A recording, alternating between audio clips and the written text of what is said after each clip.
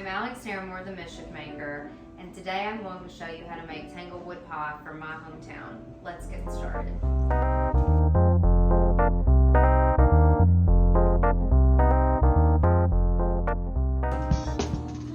Okay, so to make the crust, you need 2.5 cups of all-purpose flour.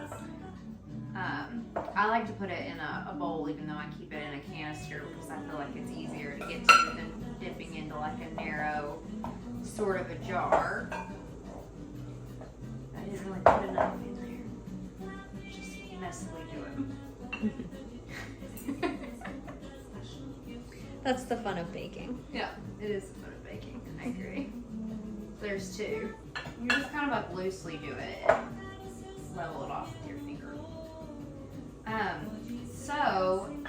This pie is a recipe from where I'm from in Whitesburg, Kentucky. There was a restaurant called the Courthouse Cafe, and it was there for many years, and it's gone now. But it was their main dessert, and so this dessert has cream cheese, and whipped cream folded together, and with a layer of bananas and like a warm blueberry and lime topping. How much was it? 2 teaspoons. Ish. A teaspoon of kosher salt. A little bit of Maldon Sea Salt in it, because I like to. So you want to use unsalted butter because you've already added the salt. That didn't make sense. You already added the salt. It would have already had salt, and then you're adding more salt, so you can't control the salt. Whereas like we've controlled like the 1 teaspoon kosher plus a little bit of Maldon, so it would be too much. So it's like you don't need salted butter. We'll do 2.5 sticks, but you could do 2 sticks of butter. Okay. So the way I like to do this is, sorry, it's like this gets cut. I like to use the pastry cutter to like start to cut it in. I know a lot of people do it by hand. A lot of people use the food processor, but I like to cut it in with the pastry cutter first. Like why? I'm like being timid about it. I have no idea. Why do you like to use that? I just think it cuts it in better at first. You can kind of get you can get it worked in and broken down easier than if you were just to like go at it. And you want to keep like your pie dough like as cold as possible. So it's like, that's why I pulled the sticks out of the freezer. And like one of the rules that like I learned whenever I first started making it was that you do it by hand so that you can watch it. 'Cause it's like if you put it in the food processor, you can't really see like how small the butter's getting. And I've always read, which like people have very different ideologies, but like the size of large peas is kind of what you want to do. So it's like if you use the pastry blend, like it's like this is called a pastry cutter, but like the pastry cutter by hand, you can just like see how small your butter is getting. But and the other thing is like to do it till it's like a cornmeal-y sort of a texture. But it's better to like incorporate the butter so that it's flaky. Like if you still leave some like little pea-sized pieces of butter, it makes it flakier when you're actually doing it. Sometimes I wonder if mine's like too flaky. But like the more little pea-sized bits that you leave, it's like I don't like to use my hands. But but you could. Well, I bet you could, because people do. But yeah. Is there such a thing as a crust too flaky? I don't know. Like you want it to work, but yeah. I want to leave some sort. I was being timid at first here, but I'm not really a timid. I'm a messy sort of a person. Let's see.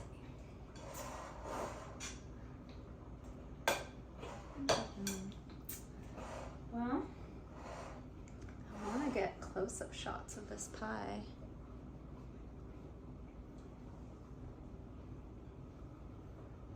I wonder if it'll let me. I might go in with my hands just for a second.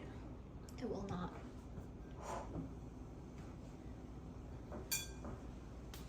So what made you decide to use your hands? I don't know. I just thought about it, and it's like you can go like this and rub the butter and the flour in between your fingers too. This didn't really do it too long. And also, I even use that with my cheese straws that I make at first, just to cut the butter in, and then I do that by hand too. I usually never touch this with my hands, but I actually think this is good. Okay. I feel happy with this. So we're gonna leave it alone. This is the sort of shaggy texture. You need ice water, so I just filled a cup with ice and then put a 4th cup of water in it. And so technically you could use the whole cup of water, but a 4th cup of water, but I know that somewhere I read that you should use as little like water as it needs. But from my experience lately doing this recipe a lot of times, I think that it works best with at least 2 or 3 tablespoons of water. So I'm just gonna go ahead and do 3, but I have done it with just 2 before. I'm just gonna add a tablespoon or so, maybe a little more. Add the cider vinegar, and then I am going to drizzle it in.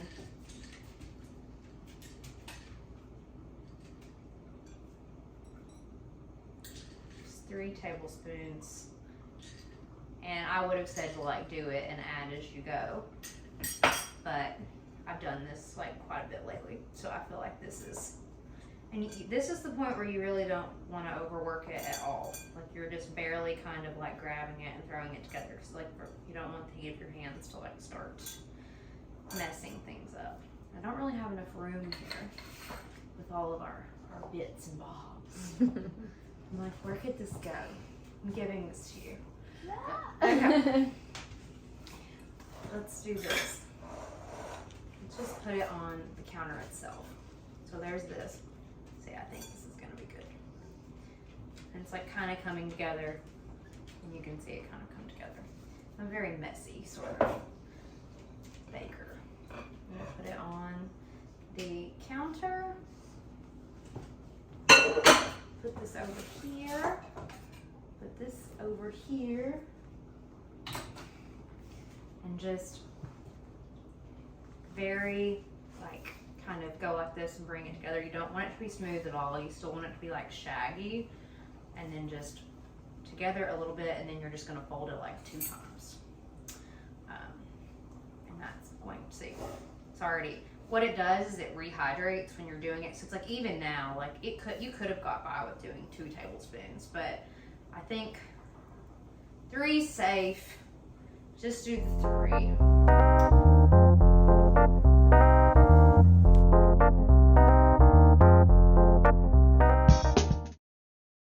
The pie crust has been in the refrigerator for an hour, and it's been, I made it last night, so it's sat an hour in the fridge. And so now I'm going to poke holes in the bottom with a fork so that the bottom doesn't puff up. Mocha's watching every little poke. Okay. And then I'm going to line the pie crust with aluminum foil and 2 packages of pie weights, so that it's if you just use one, it's not enough. It's not enough weight. So these are just from the craft store. I bought them years ago, and I still have them. They're made of ceramic, but you can also use beans and rice, or anything you have, as long as you fill it up enough, because if you don't put enough weight in it, the sides will collapse. So, anyway, I'm going to put the aluminum foil in the pie in some sort of fashion, if I can get it together right flat. Okay, and press around the edges of the bottom and the sides, but then just fold all of this over in a messy sort of fashion. Because you want to be able to look in the oven and see if this is getting golden brown before you pull out the aluminum foil and the pie weights. So,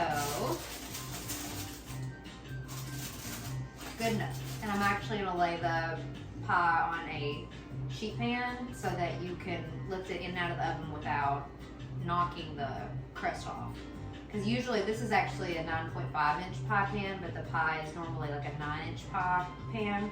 This has a little edge around it, but normally like if you didn't put it on a sheet pan, you would knock all the edges off of your crust if you picked it up in like some sort of a bad disarray fashion. Okay. So, dipping out the pie weights, and I'm gonna press them into the edges and then the bottom, just to make sure that they like actually make contact with what they're supposed to make contact with. So if you didn't put those in, it would like fluff up? Yeah, if you didn't put them in, like the pie crust would, the bottom could fluff up, and then also the sides could fall. I don't know. It's a whole thing. So, while the pie was in the oven, I wanted to tell you a little bit about where it's from. So it's from a little place where I'm from in Whitesburg, Kentucky, called the Courthouse Cafe, and it was very popular. It was kind of like their main dessert. So I don't know if you can see this, but the edges are like kind of turning golden brown. So I'm just gonna step over here. Actually, I'm just gonna go like this. So if you pull this out of the oven too soon, which I have done many times, your aluminum foil will pull the bottom of the pie crust off of the thing, and it will not work. Okay, so I'm gonna do an egg wash. Basically, you just crack one egg and put a splash of water from the sink in it, and then beat it up with a fork. And so when the pie comes out of the oven after it bakes for 23 minutes, I'm gonna pull the aluminum foil out and the pie weights, and then put it back in for 13 minutes, put the egg wash on with a pastry brush, and bake it for 2 more minutes. And it makes it like a golden brown. And it kind of keeps the bottom from being soggy. Don't you agree? I wonder if you can just see her nose. You can in the other video.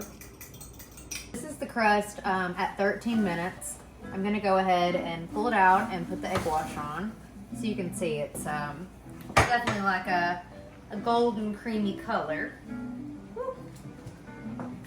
Let's see. Ooh. Now I have hands that don't burn easily, but that would have been bad. So I'm just gonna take the egg wash and like kind of put it on the bottom and the sides, and like you want to be careful, because sometimes when I do this, and I may do it right this minute, I will knock the crust off of the top with the pastry brush, which kind of defeats the point. But also, if you take it and you have swiped your hand at the last minute on the top of the crust, no one is going to care at whatever you're taking this to. But anyway, I'm going to put it on the bottom, and then also like some up here on the sides. Not that it probably matters. Again, you could totally use a pre-made crust, a freezer crust. I just think that the apple cider vinegar and the salt in this crust makes the overall pie more special. So that's kind of I'm kind of going for it with this a little bit. In some of my pies I use buttermilk, but for this, egg wash. So I'm going to put it back in the oven for 2 more minutes. So the pie crust has been in there. I kind of kept watching it because I put the egg wash on a little thick, but I like to get it like a really golden, attractive brown.